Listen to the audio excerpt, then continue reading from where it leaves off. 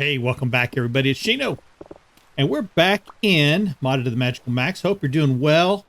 I'm doing good. Out here doing a little bit of hunting because I need to gather up a lot more fat, and I've been gathering up some resin too. But I noticed that the animals over in this area seem to be a little chunkier than the animals over near my base. See, that was a baby pig right there, right? And you see, whoa, hello, scared me. Whoa, hi, mama. Didn't see you there. But these little piggies, let me show you something here. Make sure it's all safe. Get rid of the grass. We don't need to, I don't think. Let's see. Yeah. So you see it says obese, 126 pounds in this little piglet.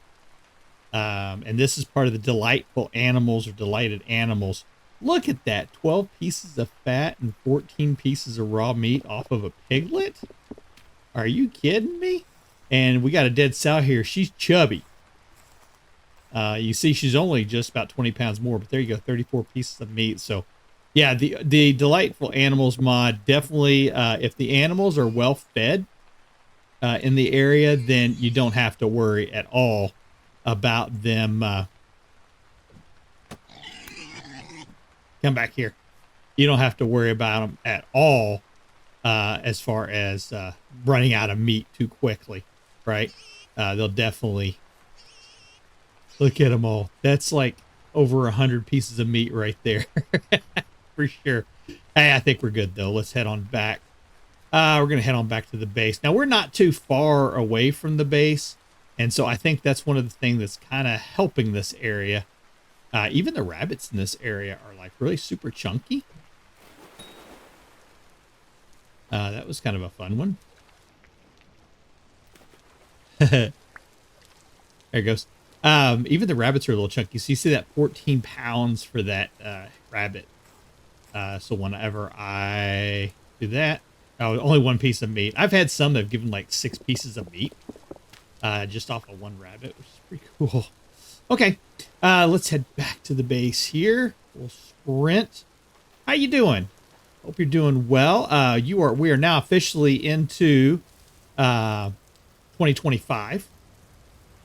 So hopefully everything is going well for you so far this year.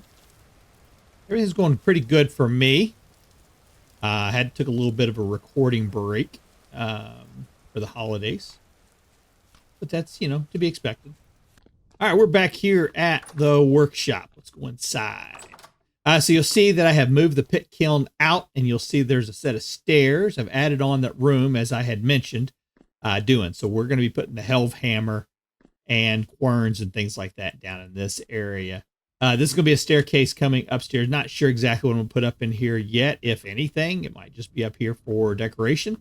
Originally, I thought about turning this into, like a safe room during temporal storms. I don't know. We'll wait and see what we're going to do there. But I've gotten all of that out of there and kind of got everything set up there so that we can do the next step. Over here, I've been working on keeping the canned crops going. I have moved the next gen of plants over here, and it looks like I've lost some crop sticks, but no biggie. I'll get some more and put them in there. Yeah, lost some here too. But I went ahead and brought over the rice and the flax. And you'll see I've done it kind of every other one. And the purpose behind that is these are all canned crops already. And so I want to multiply. I don't want to continue using unrated seeds. So whenever you want to fill a crop filled up, you do it this way because you're going to get a new crop in each one of those. So I was able to take 1, 2, 3, 4, 5, 6, 7, 8, 9 seeds and turn it basically into 18 seeds once this is all done. In our experimental crop field that we had set up during the last episode, we now have 1, 2, 3, 4, 5 new soybeans plants that have sprouted in these areas. So you'll remember I had originally the host seeds were in those 4 spots. So really curious, we may even get to see in this episode what those crops end up being. Plus I went ahead and brought some peanuts over, kind of the same thing, alternating, and we've got extra peanut crops growing in this area. So hopefully by the end of today's episode, we'll be able to see what our stats are off of those soybeans. That's about all I've been doing. During this episode today, we're going to be working on putting in our windmill and our helve hammer. That's what this new build is going to be for right here. Not going to have an entrance going in here. Entrance will be inside. Not sure what I'm going to do through this little gatehouse area, but that's pretty cool. But like I said, today we're going to be working on taking care of the helve hammer and windmill and see if we can get a little bit of automation going down in here. Cool. So we're going to be setting up a windmill in today's episode. So to do that, I think I would like to kind of explain a little bit about how wind power works in Vintage Story. So when you're talking about power in Vintage Story, you're talking about the entire power train. That's the overall system from the power source, which in this instance is going to be the windmill rotor, all the way down to the power user, which is going to be the helve hammer. Now, Vintage Story divides it up into networks. So a network is an area between the connection, each with its own measure of direction, torque, resistance, and speed. So example would be, from a rotor to a large gear is one network, and then from the angled gear to the quern is a second network. Network connections can then multiply or divide these values depending upon how you set up your gears. There are 3 kind of key things to watch for within your windmill, and that is resistance, torque, and speed. Resistance is the cumulative collection of power that's needed to move all the machines connected to the powertrain, not just to the network, but to the entire powertrain. Each item within your network has a different resistance rating. For example, axles have a 0.00005 resistance, pulverizers a 0.085, and a helve hammer has 0.125. What's interesting is that there is on the helve hammers, they've actually built in a limiter that's related to the speed in the code. So you'll see, and I thought this before, you can speed up a helve hammer to go like ludicrous speed, like I did in Rusty Gears last season. And I thought that would make the outputs come out even quicker.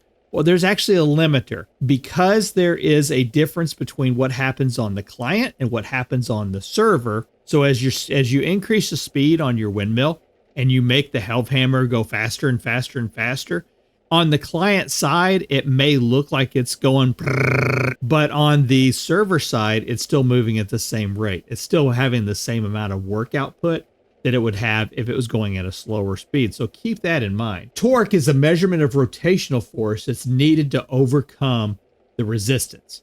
Torque can be increased beyond the amount needed to overcome resistance, but it's really to no benefit. More torque doesn't make it faster. And the third force we want to talk about is speed. Speed makes the machines move faster, but only to the point that resistance is greater than the torque. To get started in making a windmill, we're going to need several components. And of course, one of those I've already alluded to is fat. Definitely going to need to have fat available for this. The other thing we're going to need is the resin. Resin comes from pine trees, and I've been out gathering it up. Pretty goodly amount. There we go. That should help us out. We're going to need some sticks for sure. And we are going to need our flax. We'll grab that up. And we're going to need some logs. And it really doesn't matter which logs we use. I'm going to not use my walnut. I'll use some maple. How's that? And we're going to need some tools. First piece I'd like to make is the large gear. We're going to need some planks for that. And I think I've got... I don't have any maple planks, but let's go ahead and grab a few more maple. And you can make this out of any wood you want. There's nothing that says you have to make it out of the maple. I just thought that that would be the best one to make it out of right now, since I don't really use maple for a whole lot of stuff. Okay, so you can see recipe there, but that and our chisel and our saw. And we're going to put that and a pile of sticks and then a bunch of logs. And you're going to need 4 of these per large gear. And I want 8 large gears if I can.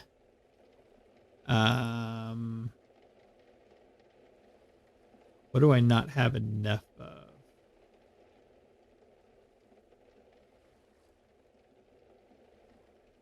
Oh, there's not enough durability left on the hammer, I believe. Or the saw, maybe? There we go. All right, I need some more sticks. There we go. That gives us our 2 sections there. Now we're going to need a bunch more boards. Let's make the axle next. So we're going to need that and that. And we can probably get by with using that one.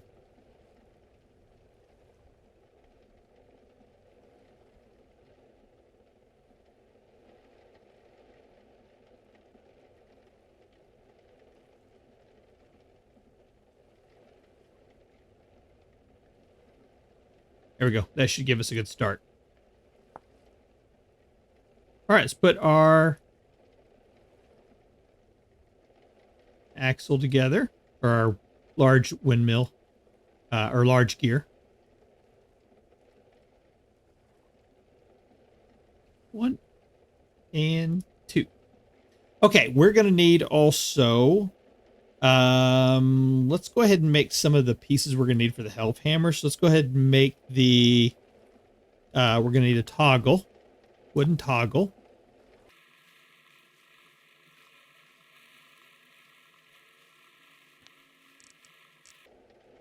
And we're going to need the helve hammer base. We'll put that there. Put that there.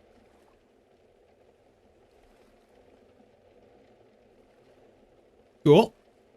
Let's get this put into place. Now I'm going to put, we're going to end up putting a clutch in here. So I'm going to move this over to here, is where this is going to go in at. And then we're going to put the base here. There we go. All right, we're going to smith out the helve hammer head. And I can't remember if it requires, yeah, it's going to require 2. We're going to put that, stack it on top of there. And again, I just want to point this out. I'm going to go to O. We're going to go to processing. We're going to go to metalworking. You can see I'm at 13.02. So remember that. I'm going to go into F, and I'm going to do like 3 or 5 hits, kind of the normal way, right?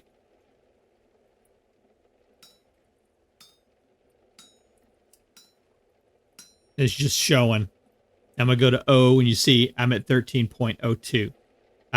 You don't, it doesn't seem like you get a whole lot either way on this. So 2, 3, 4, 5.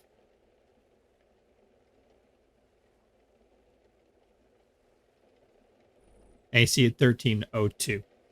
It looks like it is based upon the final strike you do. Okay. So when you're doing your metalworking and you're thinking about X skills and should I use it or not, I think it's fine. So now if I go and I look at it, I can see 13.38. So even though, you know, I was thinking originally, hey, you know, I think I'm not getting the points from doing the autocomplete. You don't get them from autocomplete. You don't get them from smithing at all. You get them from the very last from the result. 10 bronze helve hammers. We're gonna need that, and that. Cool. And we're gonna hook this up onto right there. So there's our helve hammer, at least that part of the assembly of it done. Cool. All right, before we go any farther, let's go ahead and make our windmill rotor. because we can't really make a windmill if we don't have a windmill rotor. And I don't want to make sure I run out of pieces and and lose out on having the most critical piece. We're gonna need 2 of those, and 1 and 1. Cool. There's our windmill rotor. So angled gears we use to move. This is the gears are where you're going to attach to either change speed, change torque, or change direction on your powertrain system and on within, kind of connect the networks together. That there, there, there. Sticks, logs,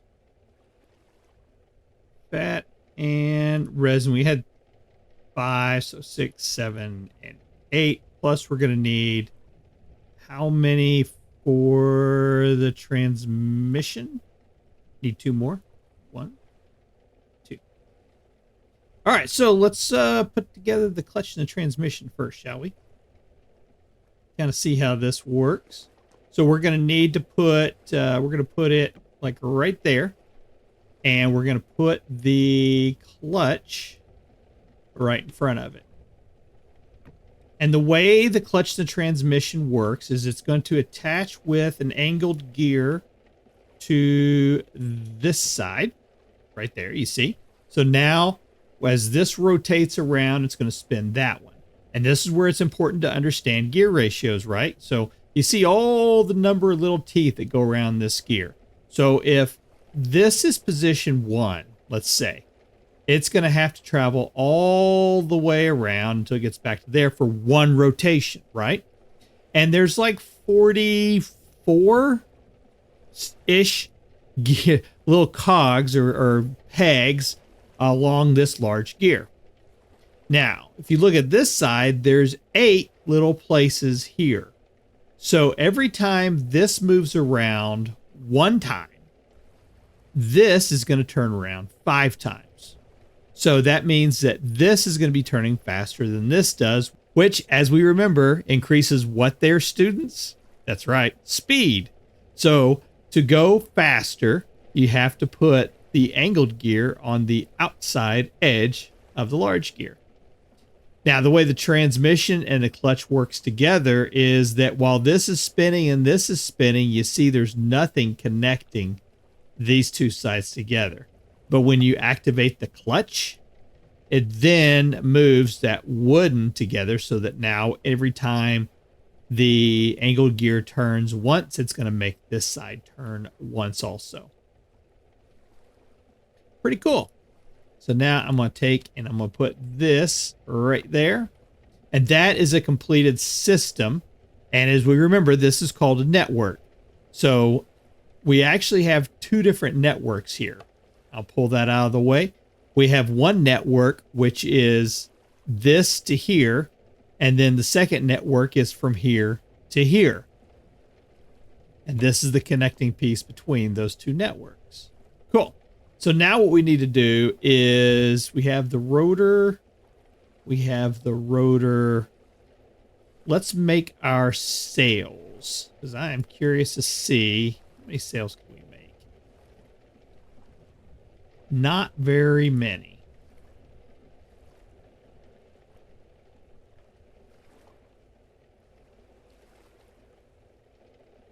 So 1, 2, 3.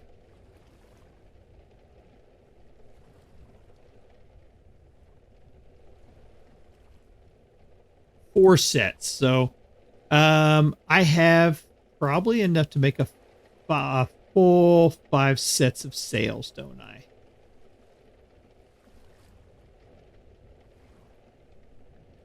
Yes, I do. Do that. If we had more sticks. So sticks we're out of.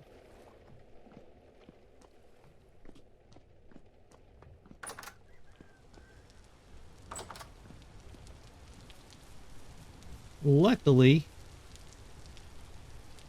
we know how to get more sticks.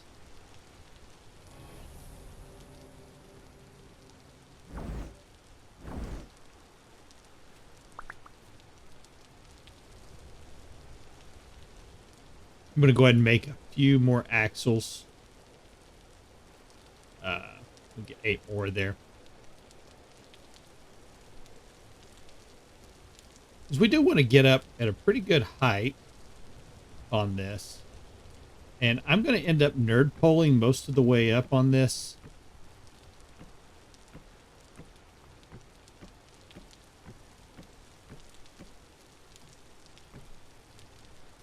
And I don't have like a set height that I want to go. But I know I need 1, 2, 3, 4, 5. We're going to leave 5. So let's go up at least 9 more. I'm going to do 3 to there. And then we're going to take this other large gear. Let's do 2 more.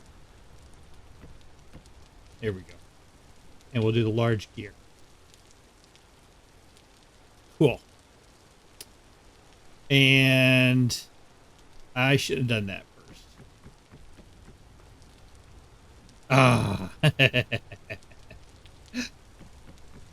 Let's go back down.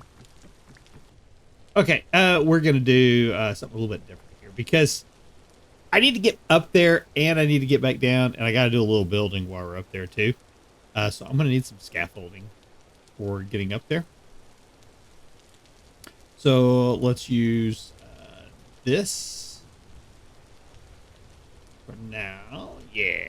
Like this. Put you there. Put you there. And then we can just do that. See, and you just click on the top. If you click on the bottom, makes them go down. Click on the top, it makes them go up. Cool. All right, that'll give us something to hold on to.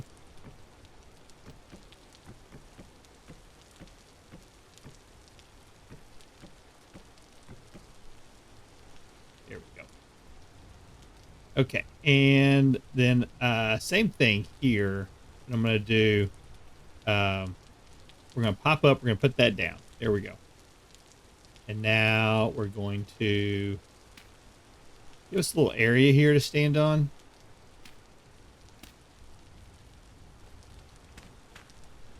Cool. And then I can take that out of there. All right. And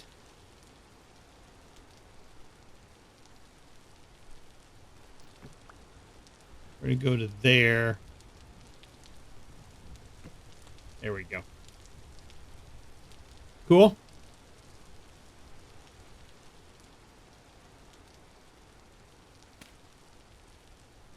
We're going to build out from right here. So the way I do windmills is I use gear ratios to my advantage.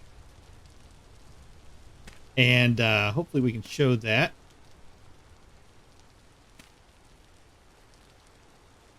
So I'm going to come out to...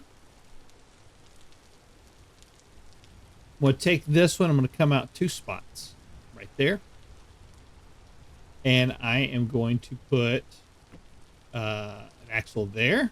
And I'm going to put an axle there. And then we're going to take our rotor and cautiously, carefully, we're going to wander out here to the front edge. Like that.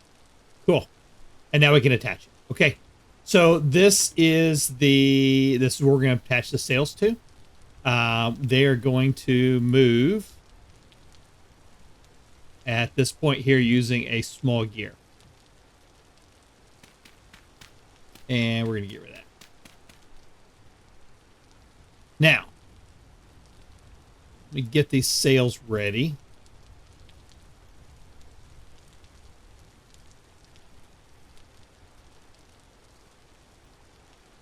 And we're going to attach these sails 1, 2, 3, 4.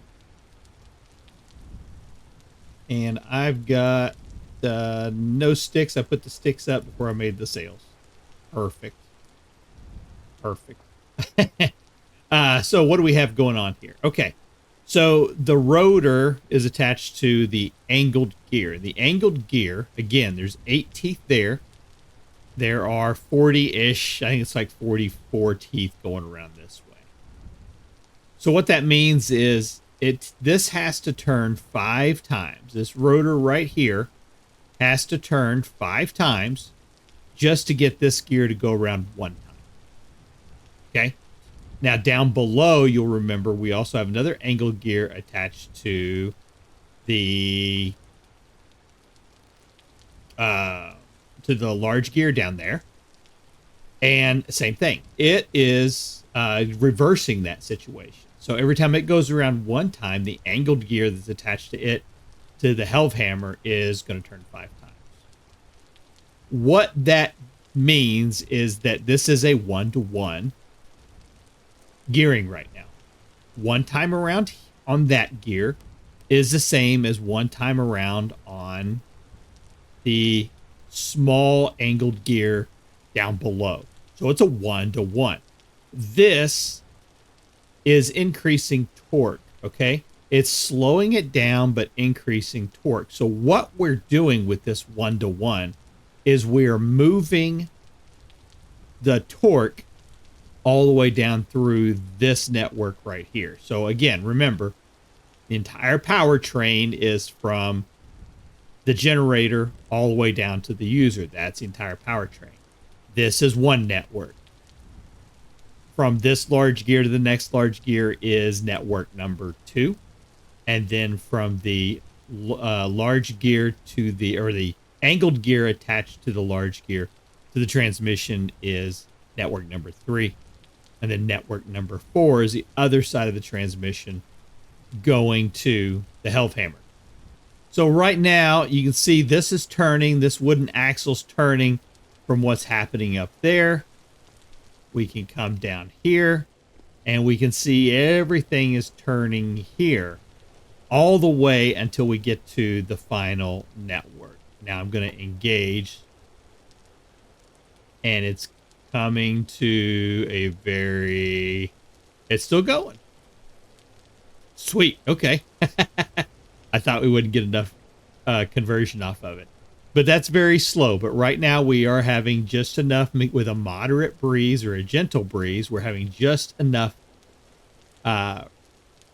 torque built up in the system to overcome the resistance of the helve hammer. We have increased, we have power coming through this now.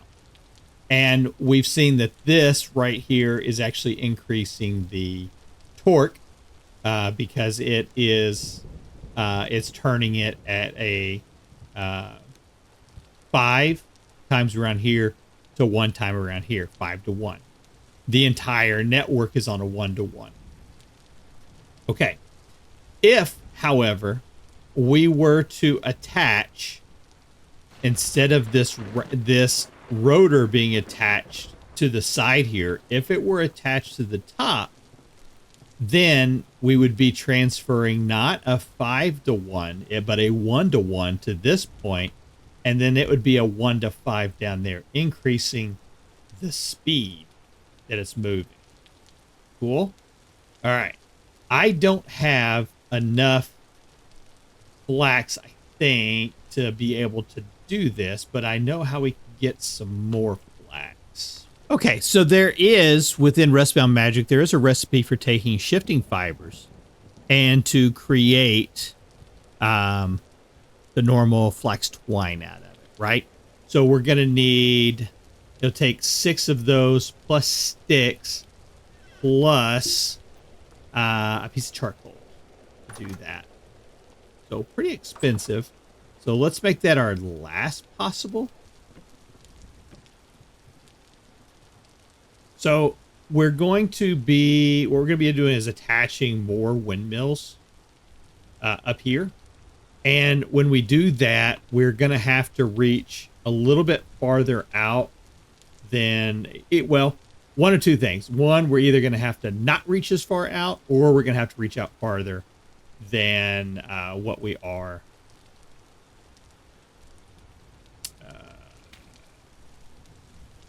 Let's try this again here. Let's go down.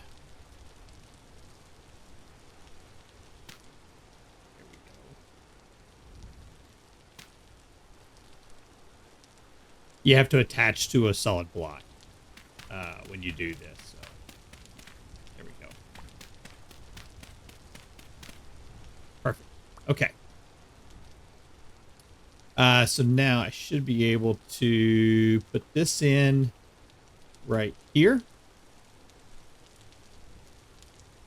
And we're going to attach this rotor out here to the outside. And then we're just going to take a straight angled gear and put it right on top. Okay. So now that makes a straight connection. We are creating a new network. Remember that now. We've actually expanded that. What was network 2, we've now expanded it all the way up to here, right? Okay. So we're going to have to now break this block. And we're going to be attaching 2 windmill blades here. So we're going to want to make sure that we have all the obstruction stuff out of the way. With this, we're going to be increasing, we're going to be decreasing the resistance is what we're using this for, okay? And I'll explain. So we've now attached 1 and we've attached 2. You're going to see it doesn't have like a whole lot of, it's not going to move very fast, okay? When we start adding more and more on here, they'll start picking up on speed. But we now have our entire network is now expanding to 2 areas, okay? You see this one looks like it's spinning faster now, and it really is. And the reason it's doing that is because there is less resistance on this network. So it's not having to add as much to it. So it's working at a faster speed. When you have 2 windmill rotors hooked up, the system will only go as fast as the system will allow. So, you know, right now, if I were to add on, which I will end up doing, I'm going to end up adding another windmill probably onto that side and maybe even one onto this side. But when we do, each one of those is also going to decrease the resistance that's occurring at this point. Okay. And you can look at it by saying, hey, we're increasing rotational force. So we're increasing torque is what we're doing when we add those on there. And the more torque we add to this network, then the more power can be transferred down there to our lower system. So if I were to turn this off, remember, disengaged, now there's no power going to this at all. But now you can see the speed at which it's moving, that ease of which it's using. And that's that proof of concept, or not the proof of concept, but that's that proof of force saying, hey, you know, the amount of resistance that this thing is adding to this network is still greater, or is not greater, but it is a load on the entire system. All right, so now what we want to do is we're going to take our helve hammer, or anvil, and we're going to put it right here.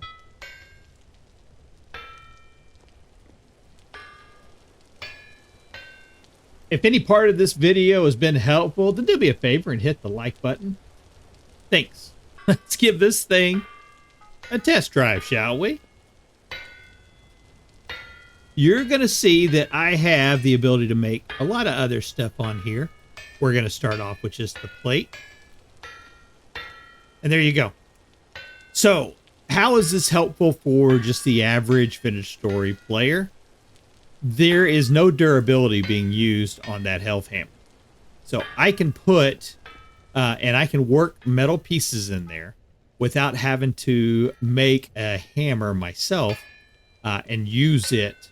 I could still pop in here with a hammer and I can put this on autocomplete. And then I can go ahead and, you know, smith it just like a normal worked piece, right? But you think about as we go further and further into this game, having to spend less and less time looking for metals is actually of a big benefit. It allows you to do other stuff in the game. Now, the other thing that we can do is we can hook up again onto here. Oh, I can't. I need to have an axle down. Let's do one of those. And we'll do one of those. And I'm going to go ahead and take that to there. Let's get a couple more blocks here.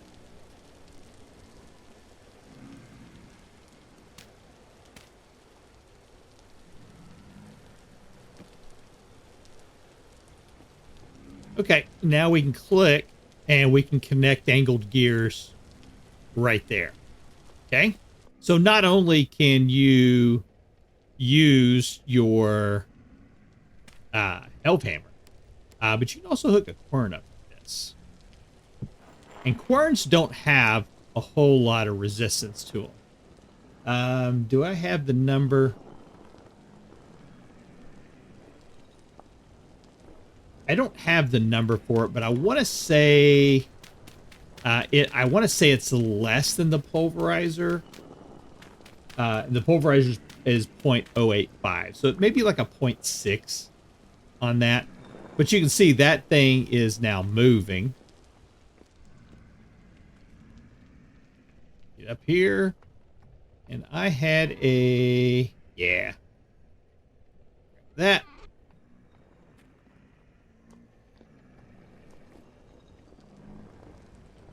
And so now I can throw items in here that I want to have ground down. And this will do it for me automatically, right? Now I don't have to sit here and click on it to do it. It's just going to go and do that on its own. And you'll see I've got, you know, it's disengaged here. And I want to demonstrate this. When we talk about the entire powertrain is from the power supplier to the power user, or power generation to the power user, and that's a power user, and that's a power user. So this is the entire powertrain. Now this is a separate network right here. That's a network, and that's a network, and this is a network too. So right now I've got one of these networks turned off. But if I turn this network on, I re-engage it. Now I'm adding 0.125 and I think 0.6 over here to it. And you can see that we're actually generating enough with a near gale wind. And we're generating enough torque to overcome the resistance of both of these together. Now, if I wanted to, for example, I could put another clutch and transmission on this side, which is what I'll end up doing. And that way I can turn them off. I can turn one off and turn one on whenever I need to. This is the basic setup. This is the basic powertrain system. This will function for quite some time for you in the game, for most of what you need to do. As you get more and more advanced in the game, you'll need a better system, and we'll improve upon this system as time goes on. But for right now, I think this system is pretty well done. Just woke up. We're going to go out there and see if we can kill some bad guys. I still need lots of loots, and I hear bad guys. Most of them are over on this side. There's one over there.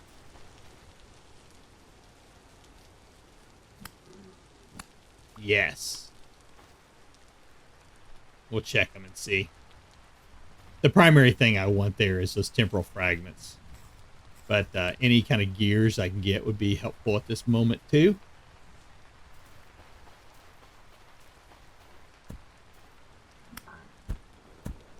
Oh, lost my sword. There it goes.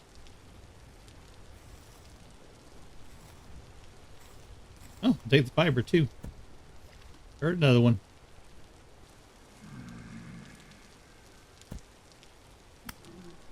Hehehe. Nothing. Shoot. All right, I'm very happy with having this done. This is going to help us out a lot. You know, working on stuff simultaneously. Putting down here, having plates go, or and as you've seen, it's not just, we'll show that in a later episode.